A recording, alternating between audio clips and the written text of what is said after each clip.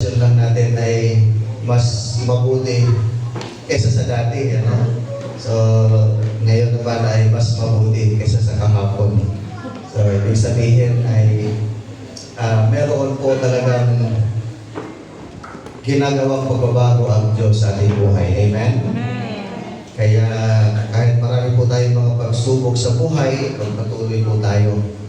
Dahil minsan hindi natin alam, hindi natin nakikita yung ginagawa ng Diyos kasi nakatingin lang tayo doon sa mga negatibong nangyayari sa buhay po natin. Subalit kung atin pong bubuksan ang ating pong kaisipan, ang ating pong mga mata, ay makikita po natin yung ginagawa ng Diyos sa buhay natin na lingid sa ating pong kaalaman. Amen? Kaya magpatuloy po tayo dahil babaguhin ng Diyos ano man ang sitwasyon po natin. Hindi ka na natiling ganyan.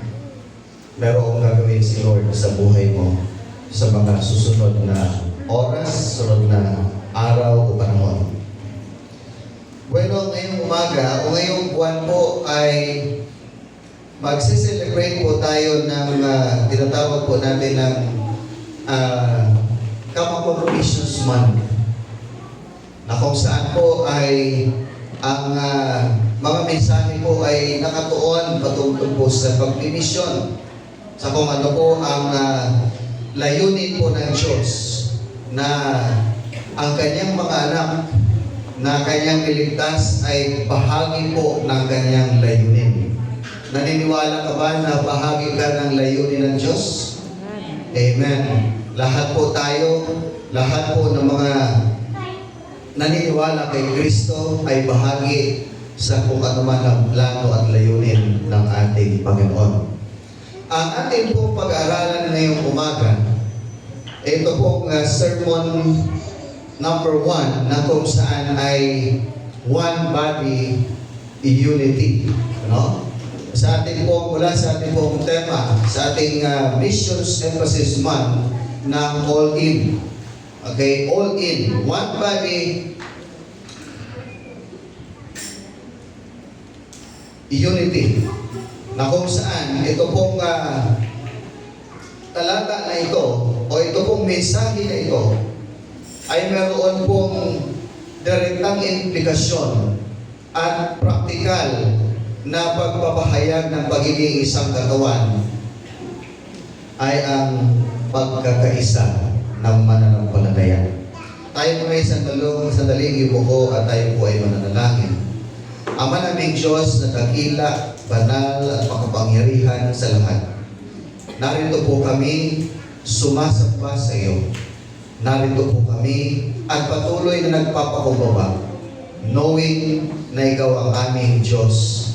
Diyos ng mga Diyos, Panginoon ng mga Panginoon at Hari ng mga Hari.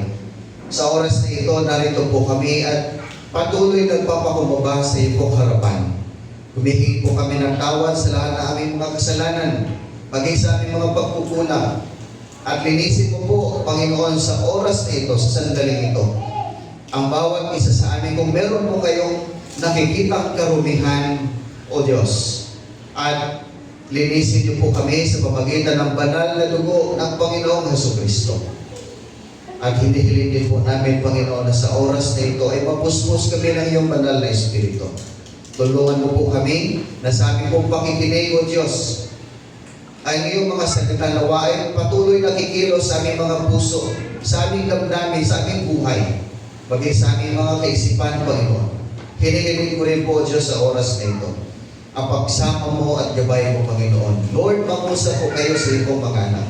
At sa bawat mensahe na nais mong ipahayag sa amin, tulungan mo po kami na maunawaan ito at may apply po namin ito sa aming buhay. Salamat po, Diyos, sa iyong kabutihan at sa iyong katapatan. Maghari ka sa aming kalagitnaan at bumabanawa ang iyong kaluwalhatian. Ikaw ang aming makita at ang presensya mo ang aming maramdaman. In Jesus' name we pray. Amen. Sa loob po ng konseptong ito, ng mensaheng ito, meron pong isang korporasyon, organisasyon o negosyo o anumang komunidad, klase, pangkat, pamilya kahit isang simbahan ay tinitignan bilang isang grupo ng mga tao na nangangakong manindigan ng sama-sama sa isang layunin o isang mitiin. Ang pagkakaisa po kung gayon na atin pong tatalakayin ngayong umaga ay isang pangkalahatang hangarin.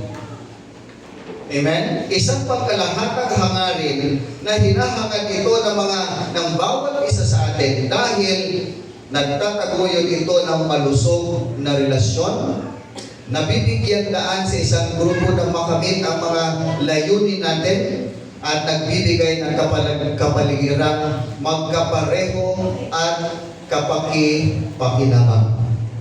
Sa relihiyosong pagsasalita sa pangkalahatan, ang pagnanais at panawagan para sa pagkakaisa ay likas sa bawat mananampalataya. Maaaring magkaiba ang mga relihiyon o mga pinapaniwalaan ng tao. Subalit, bawat relihiyon ay naghahangad, nagtuturo at nagtataguyod ng pagkakaisa sa loob ng simbahan. Kaya kapag binabanggit po ng Biblia ang tungkol sa pagkakaisa,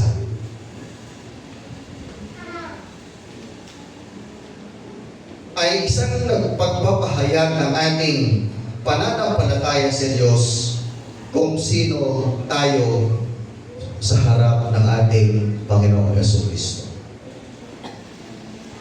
Dito po sa talata natin po binasa kanina,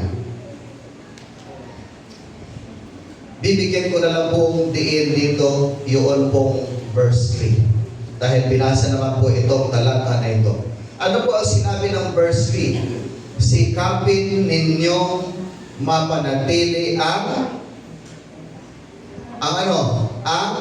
pagkakaisa na kaloob ng Espiritu sa pamagitan ng kapayapaang nagbubuklod sa inyo.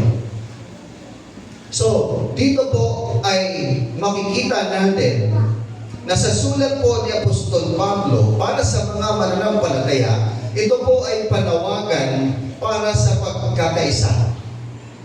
Na kung saan ang pagkakaisa ay nakaangkla sa katotohanan ng isang simbahan. Ay kabilang po sa isang pagtawag, isang katawan, isang Espiritu, isang Panginoon, at isang Diyos at Ama. Kaya ang pagkakaisa ay hindi lamang isang bagay na hinahangad natin, ngunit higit na ito po ay mahalaga sapagkat tunay na ito ay nagpapahayag sa kung sino tayo, kung sino ka, at higit sa lahat kung para kanino tayo nagkakaisa. At iyan po ay walang iba sa ating Panginoon.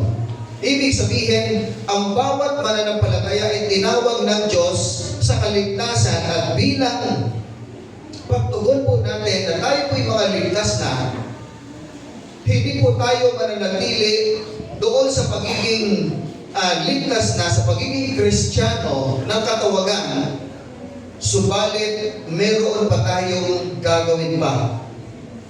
At hindi lamang po isang ang maaari po nating gagawin o magagawa, marami po tayong magagawa bilang isang mananampalataya. Amen?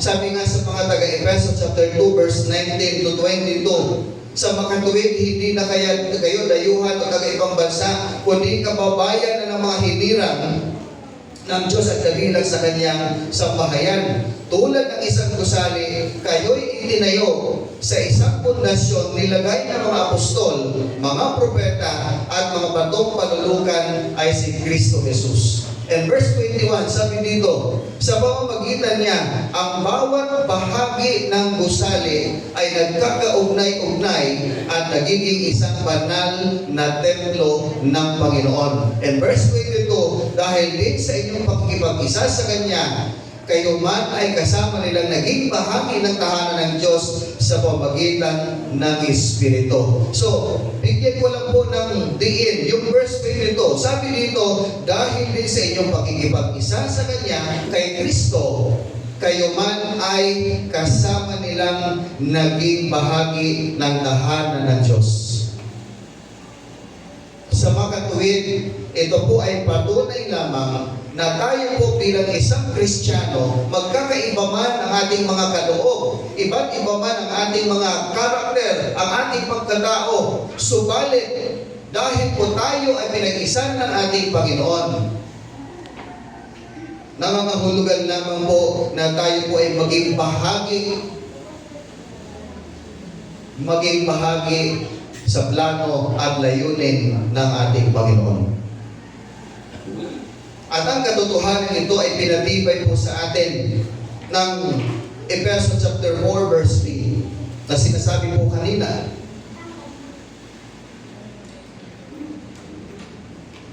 Ibig sabihin, sa pakikitungo sa isa't isa habang tayo po ay naharap sa ating pagkakaiba, ang bawat isa ay dapat gumamit ng pinakamataas na pagpaparaya sa diwa ng pagpapakumbaba, kahinahunan, pagtsatsaga at pagmamahal na nagbibigay daan sa ating buhay upang mamuhay tayo ayon sa layunin at disenyo ng ating Panginoon.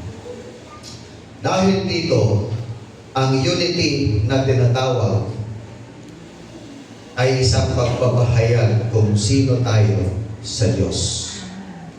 Amen? Ulitin ko po. Take note of this. Dahil dito, ang unity ay isang pagpapahayag kung sino tayo sa Diyos.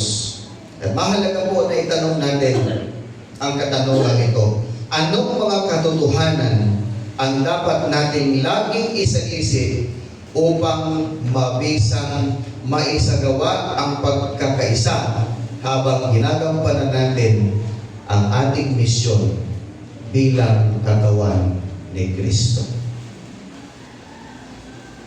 Una, dapat nating kilalanin na ang bawat isa ay natatanging kaloob ni Kristo. In short, ikaw ay dapat magiging blessing sa iba. Hello? Tignan mo nga yung katabi mo. Ano? Blessing yan sa'yo. Ikaw din blessing sa kanya. Ano? Wala ka nang magagawa. Blessing niya sa iyo, kapatid. Amen mo ba?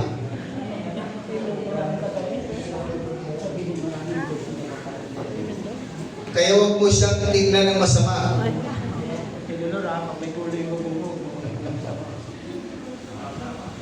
Sabihin mo na lang sa katabi mo, kapatid, salamat kasi blessing ka sa akin.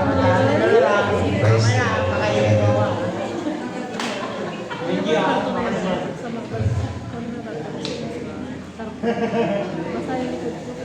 Blessing po tayo sa ating kapwa. Magiging ating kapwa, blessing din po sa atin. Napakahalaga na yan ang makita po natin sa ating buhay. Sabi nga ng Ephesians chapter 4 verse 7 and 11. Ngunit ang bawat isa sa atin ay binigyan ng biyaya ayon sa sukat na kaloob ni Kristo. At ibinigay niya ang ilan bilang mga apostol, ang iba bilang mga ebanghelista, ang iba bilang mga propeta, at ang iba bilang mga pastor at mga guro. Kung hindi ka man nabanggit yung kaloob ng Diyos sa iyo, yung giftings ng Panginoon sa iyo, maaaring hindi man nabanggit dito, pero asahan mo at paniwalaan mo na mayroong kaloob si Lord sa buhay mo. Amen po ba? Amen. Walang Kristiyano na walang talento. Walang anak ng Diyos na walang kahit isang talento. Meron at meron yan. Amen. Kaya nga tayo blessing sa kapwa natin eh. At ikaw blessing sa iyong kapwa.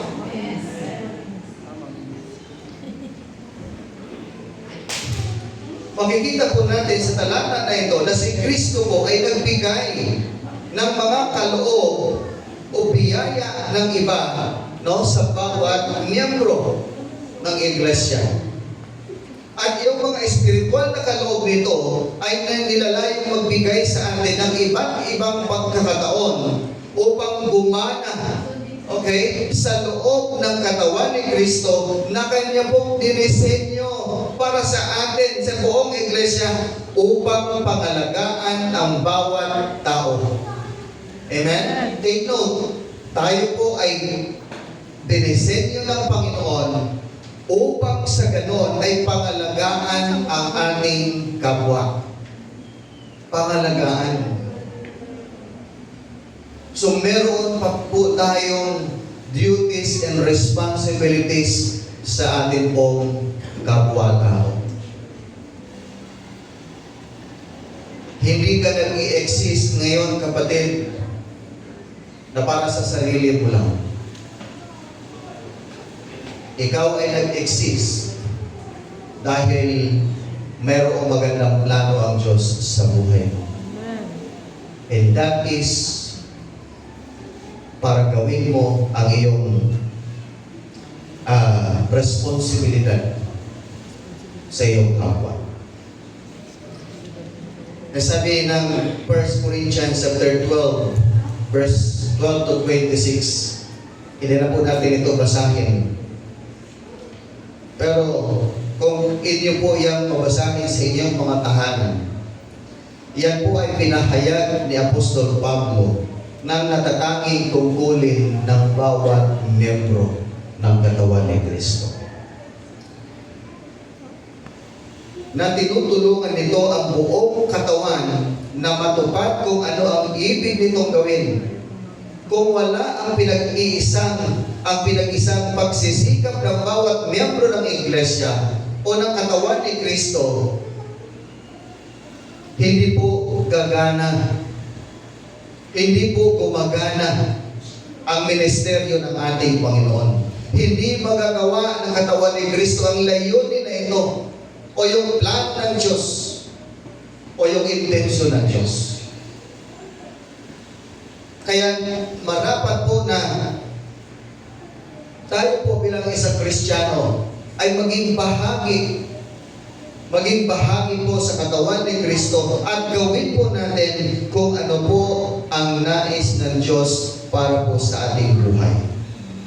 Dapat po natin matutunang pahalagahan ito pong natatanging kaloob o yung talento ng Diyos na binigay niya sa atin at binigay niya rin sa iba. And church, kung meron kang kaloob, huwag mong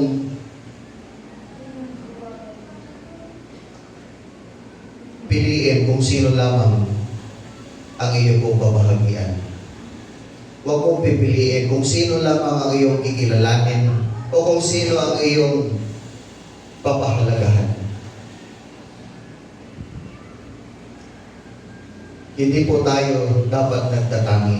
Hindi tayo namimili kung sino ang binigay o pinadala sa atin ng ating Panginoon upang atin pong niministerihan. Dapat din natin matutunang pahalagahan kung paano nakakatulong ang iba't ibang kaloob at talento natin sa kabutihan para po sa lahat. Ibig sabihin, sa konseptong ito, walang dapat mag-isip na siya ay higit na mataas kaysa sa iba. Dahil ang bawat isa sa atin ay mayroong ambag sa tagumpay. Amen? Sabihin mo ulit sa katabi mo, kapatid, may ambag ka para sa gawain ng Panginoon at sa katagumpayan. Amen? Hallelujah. Palakpakan natin ang ating Panginoon.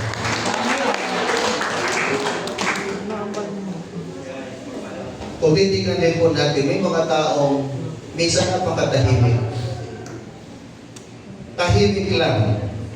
Subalit nakikita natin na sila ay may malaking ambag sa ministeryo o sa ministry ng ating Panginoon. Hindi natin namamalayan at hindi natin alintana kung sino at ano tayo. Ang ministeryo ay hindi natutukoy sa pamagitan ng ating sariling personal na kahalagahan o maging ng impluwensya ng tao, kundi sa pamamagitan ng gawain ng Diyos. Amen? At dahil ang bawat isa sa atin ay may spiritual na kaloob, kailangan natin lahat na paglingkuran ang Diyos ng buong puso. No? Paglingkuran natin ang Diyos ng buong puso. At kung paano din natin ginagamit ang ating mga espiritual na kaloob para pagyamanin ang buhay ng iba.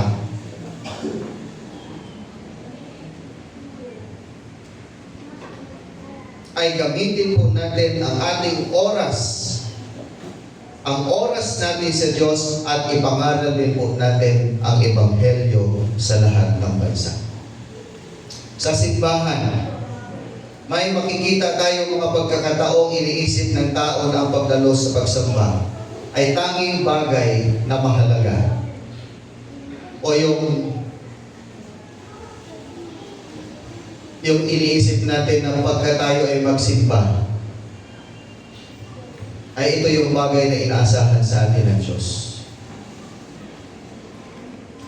Pero hindi po natin alam. Higit pa po sa pagpunta sa simbahan ang kaya po natin gawin. Higit pa sa pagdalo natin sa ganito pong gawain, ang nais ng Diyos na ipagkatiwala sa atin o ipagawa sa atin.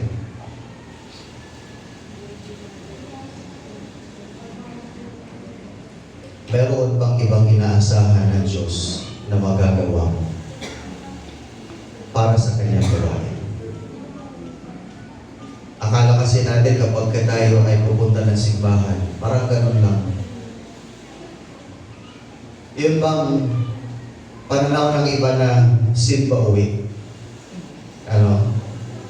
Yung simba uwi na pananaw ng mga mananampalataya ay magsisimba. Siyempre, meron tayong dahilan, meron tayong layunin. But after that, uwi lang tayo. Na parang walang nangyari. Ganun po ang pananaw ng ibang yung tinatawag na simba uwi. Simba uwi. Ibig sabihin, wala siyang katungkulan o wala siyang tungkulin sa isang iglesia na kanyang pinupuntahan o dinadaluhan. Basta makapagpunta siya ng simbahan at pagkatapos ay uuwi na siya. Pero hindi po ganyan ang nais pa ng Diyos. Nais ng Diyos na paglabas mo ng simbahan ay meron kang gagawin. Hindi lamang sa loob, kundi maging sa labas. Amen po ba? Amen? Amen. Parang hinayaan ng amen natin. Parang ayaw yata natin na mayroon tayong tungkulin pang gagampanan sa labas ng simbahan. Church, sa loob man o labas ng simbahan, basta mayroon kang tungkulin na ginagampanan, iyan po ay layunin ng Diyos sa buhay mo. Amen? Yan ang layunin ng Diyos. Ang iyong ginagawa ay talagang kapuri-puri kapag nagpapakita ka sa simbahan bawat linggo upang sambahin ang ating Panginoon. Gayon pa man, ay hindi lamang ito ang mahalaga. Dahil likas po sa disenyo at layunin ng Diyos para sa bawat isa sa atin ay gamitin ang ating espiritual na kaloob upang maglingkod sa Diyos at maglingkod sa tao. Ang bawat regalo o kaloob ng Diyos ay mahalaga para magkaroon ng paglago at malusog na misyon ang katawan ni Kristo. Ang katawan po ni Kristo ay tayo po na mga mananampalataya para po sa ating kaalaman. Tayo po yung katawan ni Kristo.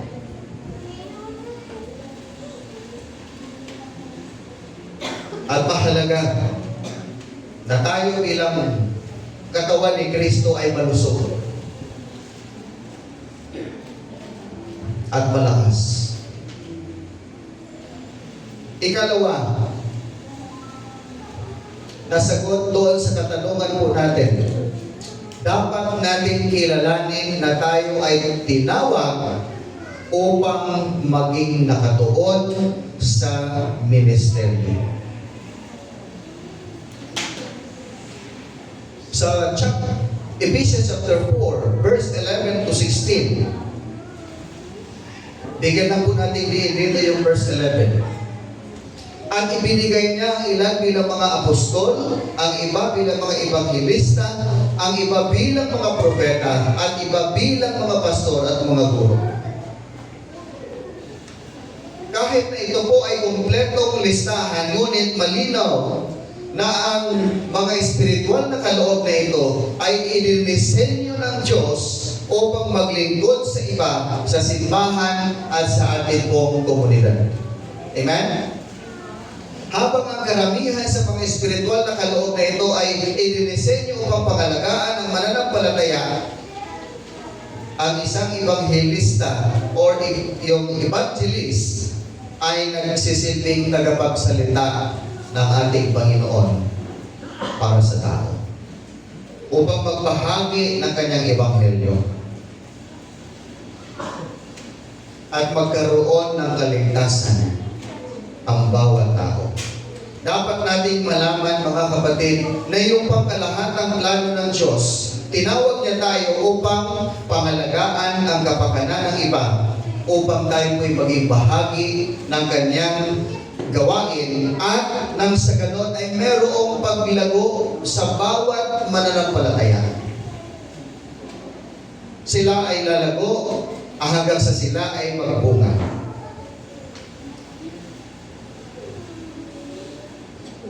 Hindi lamang po sa ating komunidad na kung saan tayo nabibilang, maging sa buong bansa. Church, ang pananampalatayang Kristiyano ay itinakda at tinawag ng Diyos. Ang kanyang mga tagasunod na gamitin ang kanilang mga kaloob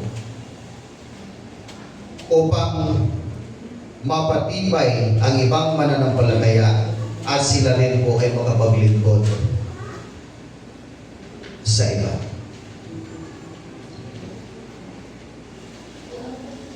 Kaya ano pong sabi ng Ephesians chapter 4 verse 12, ginawa niya ito upang ihanda sa paglilingkod ang lahat ng mga banal para sa ikanitibay ng katawan ni Kristo, ang Iglesia.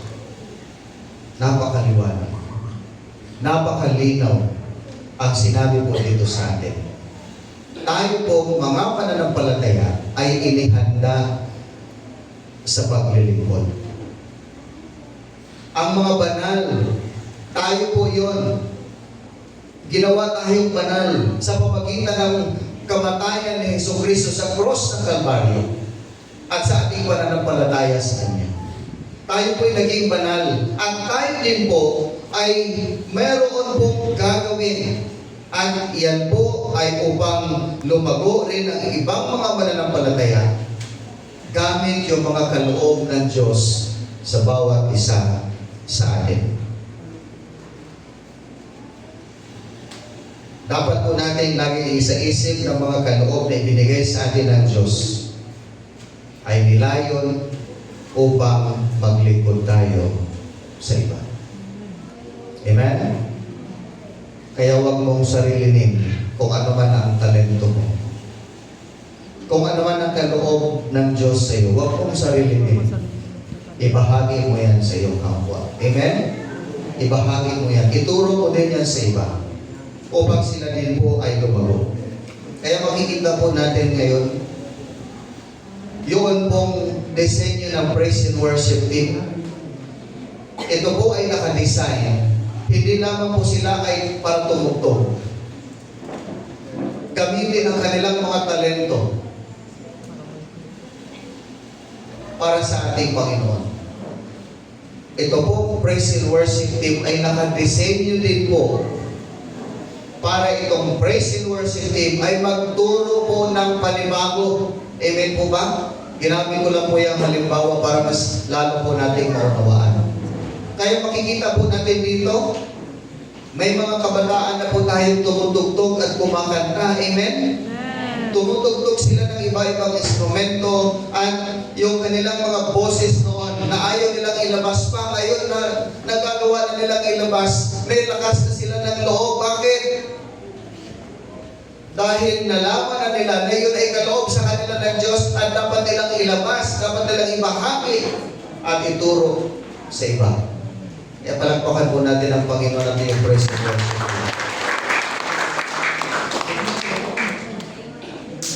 At panalangin ko lang po ay nawa pagka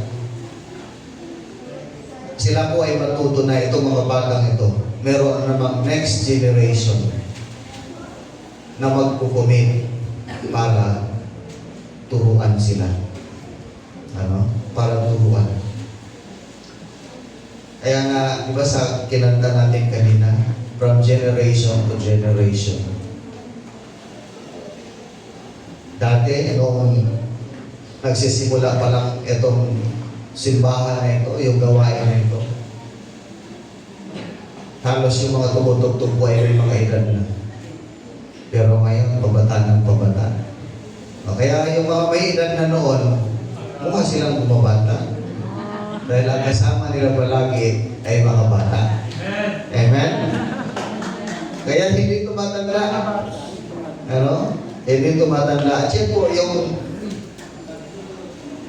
mga Kristiyano, pagdating sa paglilingkod, walang tumatanda. Walang matanda sa pagdating sa paglilingkod sa Diyos. Amen? Walang retirement pagdating sa paglilingkod sa ating Panginoon.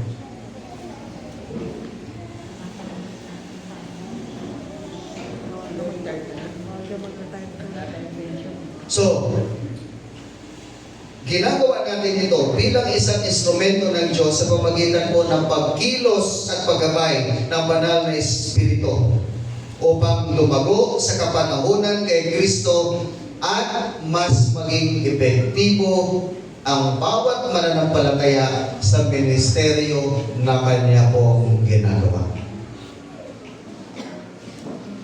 At ang disenyo na ito ay gumagana po sa ganito pong paraan. Sa dalawang paraan. Una, idinisenyo tayo ng Diyos na palaguin ang iba pang mga miyembro ng katawan ni Kristo sa pananampalataya upang ang mga anak ng Diyos ay magkaroon ng kapangyarihan na gawin ang ministeryo kung mayroon na silang kaloob, katulad ng evangelism, pagtuturo, pagbibigay, pangangaral, pananampalataya, pamumuno, pagtulong, pagpapastol o pagpapastor, pagpapagaling, pangangasiwa, at iba pa. So, yung mga hindi po natin nabanggit kanina, doon sa Efeso chapter 4 verse 12, yung iba po nandito. Pagtulong, pagpapagaling, yung may gift of healing, may gift ng pangangasiwa. So iba-iba po ang ipinagkaloob ng Diyos sa atin. Gift of evangelism, meron po kaming kasamahang pastor, bagong lang dito, salta sa Zone 2, o sa district, ng Southeastern Luzon District. Siya po ay parang yata siya ng Pastor Dan, si Pastor Angelo Rin, parang dati siyang may pingas yung dati niyang yung bibig niya. So parang inoperahan na lang siya. Pero hanggang ngayon, kahit naoperahan na siya, apektado pa rin po yung kanyang pagsasalita. Pero alam po ninyo kung anong binigay sa kanyang gift ng Panginoong Jesus. Evangelism. Nag-evangelize siya, nagtuturo ng salita ng Diyos sa bus, sa mga jeepney at sa mga pampublikong lugar. Can you imagine that?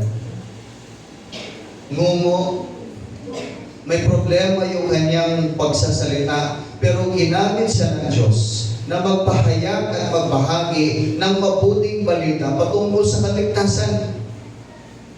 And how much more na tayo po, buong-buo, yung boses natin, pinsan pagkalakas-lakas pa, pero ginagamit natin sa ibang bagay, yung pagiging malakas ng boses natin.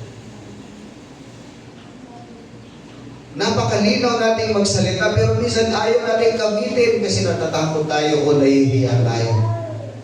But look at this person, this guy, si Pastor Angelo Reed. May problema sa kanyang pagsasalita, but the Lord used his life to share the gospel, to evangelize, para ang tao po ay makarinig ng salita ng kaligtasan. Pangalawa, idinisenyo tayo ng Diyos na palakihin ng iba o palaguin, palawakin ang ibang miyembro ng katawan ni Kristo sa pananampalataya upang sama-sama bilang isang katawan. Tayong lahat ay maging matatag sa pananampalataya at mapaglabanan ang anumang turo o impluensya na naghahangad na ng langit tayo at akayan tayo palayo kay Kristo. Maaaring yung iba sa atin ay nangyayari po yan. Na kung saan sa halip na tayo ay palago. Anong kabaliktaran po ng palago? Ha? Ha? Mas lalo tayong bumabalik no, sa pagiging maliit o yung iba ay nagiging stagnant na lang.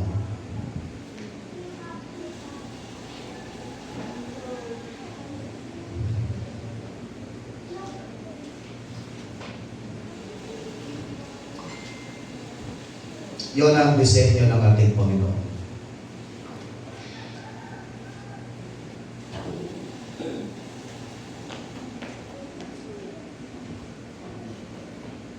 Kaya ano po sabi ng verse 15?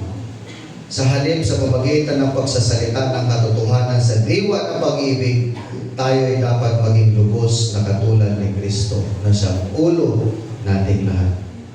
Tingnan po natin yung verse na yan. Tayo ay dapat maging lubos na katulad ni Kristo. Sa madaling salita, tayo pong mga Kristiyano, dapat hangarin po natin na tayo po ay lalago hanggang sa maging lubos na katulad ni Kristo. Amen? At ano pang sabi sa verse 16, sa pamagitan niya, ang mga bahaging pinag-uugnay-ugnay ng kasukasuan ay magiging isang katawan. At kung maayos na gumaganap ng tungkulin ang bawat bahagi, ang buong katawan ay lalaki at lalakas sa pamagitan ng pag-ibig.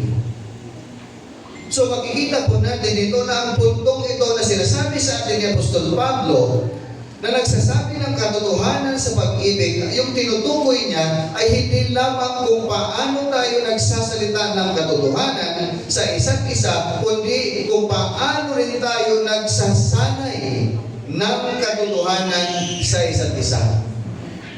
Kaya sabi ni Apostol Pablo na ang katotohanan ay dapat pumangyari sa ating kapanahunan para kay Kristo. Hindi lamang nagagawa sa pamagitan ng pagtuturo sa isa't isa sa katotohanan, ngunit higit pa sa lahat. Ito po ay pinagtibay ng ating pangako na gawin o ilapat itong mga katotohanan sa ating buhay. Church, ang bawat mananampalataya ay dapat po matuto o mangako na lumampas pa sa intelektual na aspeto ng Kristyanismo. Ibig sabihin, kailangan pa natin taasan, lampasan pa yung ating pong mga expectation, lalo na po sa paggawa natin sa umasan ng ating Panginoon. Huwag po tayong panghinaan ng loob. Sa halip magpatuloy po tayo.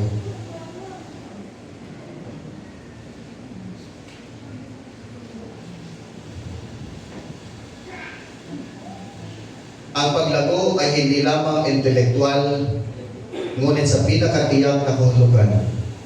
Ito ay tumutukoy sa pagbabago o kapanahunan ng buong pagkatao. Church, nais ng Diyos na tayo po ay maglingkod sa isa't isa. Amen? Sa pamagitan ng paggamit ng ating espiritual na pagkakaloob upang matulungan natin ang isa't isa na umunlad sa kapanahunan at tulungan silang gawin ang gawain ng ministeryo upang maging epektibo. Narito po ang ideyang dapat nating tandaan.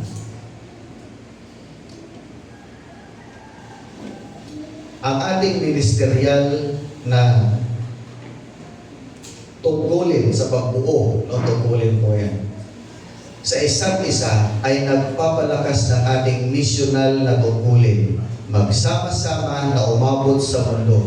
Kapag ang katawan ay malusog sa loob, ito po ay makapangyarihan sa labas.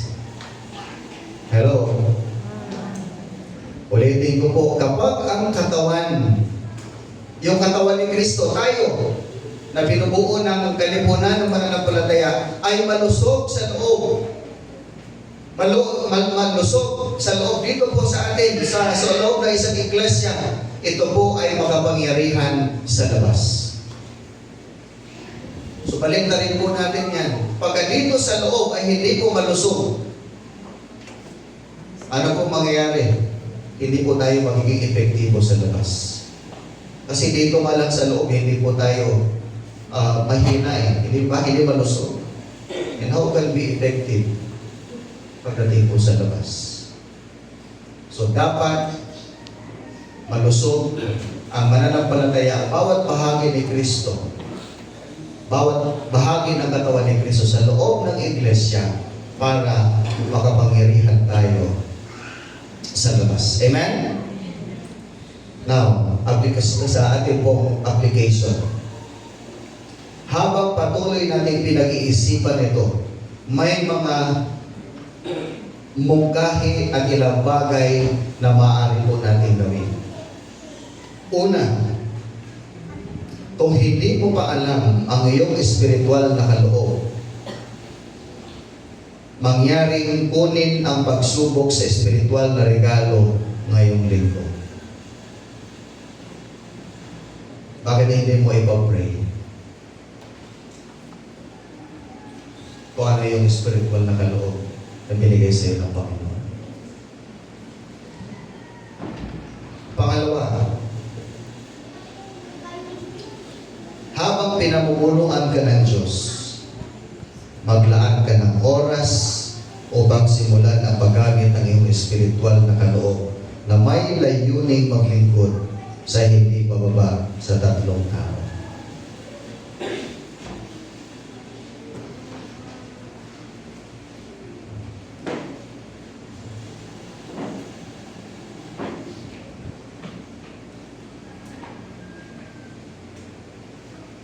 Halimbawa, ano ang ilan sa mga paraan na magagamit ka ng Diyos?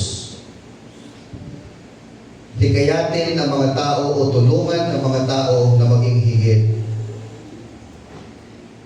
na ministeryo. Ibig sabihin, kung meron po kayong 3 kakilalang tao,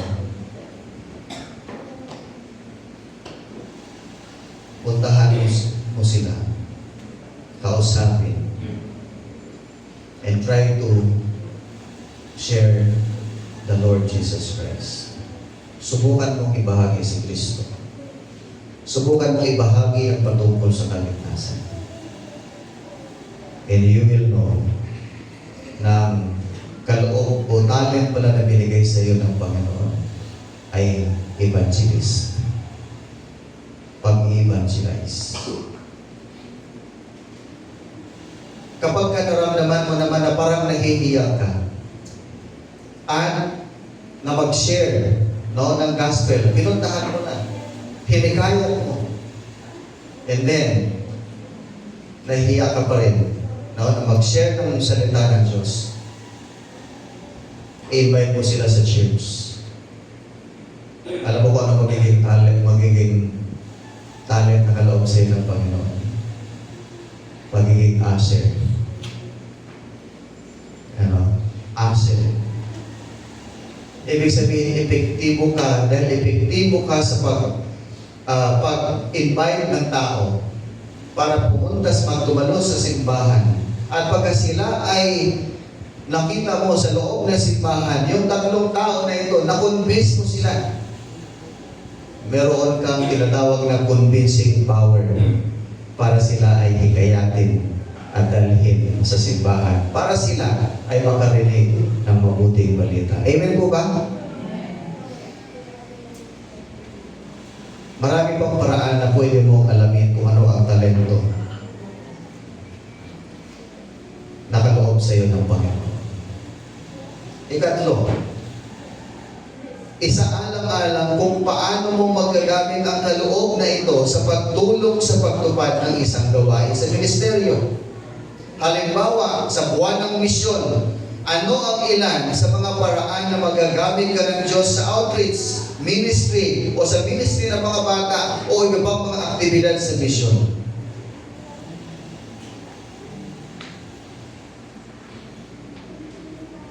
Halimbawa, wala ka ng mga nabanggit kanina. Pumunta ka rito sa children ministry. Tapos, nag-join ka sa mga magluluto. O tapos sasabihin mo si Ate Dolor, ako na po dyan. Ay, may talent ka sa pagluluto. Meron bang tao rito na walang talent sa pagluluto? Meron, di ba?